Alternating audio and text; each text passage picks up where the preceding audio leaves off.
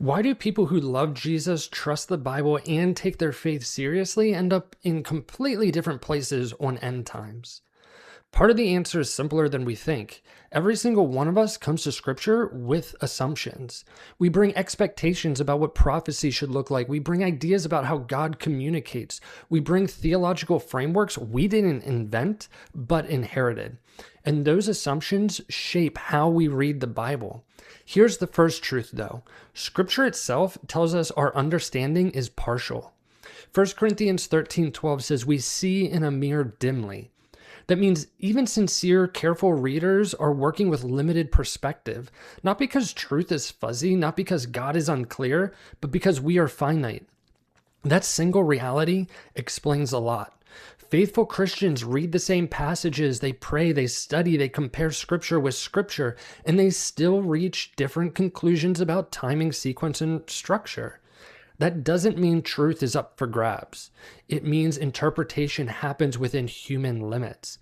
All of these end times positions could be wrong, but they can't all be right.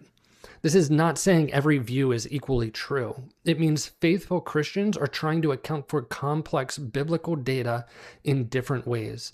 Some passages emphasize Christ's present reign. Some emphasize future consummation. Some emphasize symbolic imagery. Some emphasize historic fulfillment. Different systems organize those pieces differently. Romans 14:1 gives us a needed posture check, though.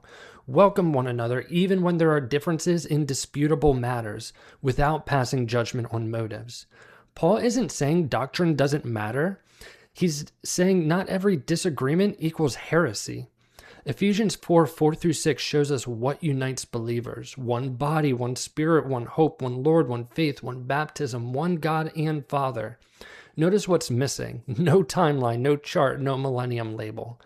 Christian unity is grounded in allegiance to Jesus, not mastery of prophetic sequencing.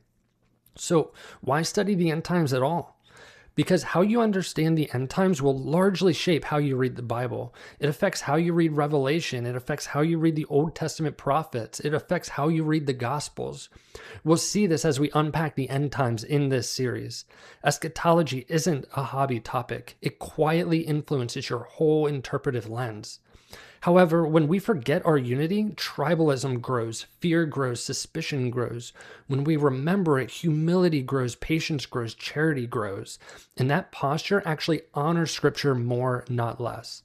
Like and follow so you don't miss the rest of this End Times series. Next, we're diving into where the modern rapture idea comes from.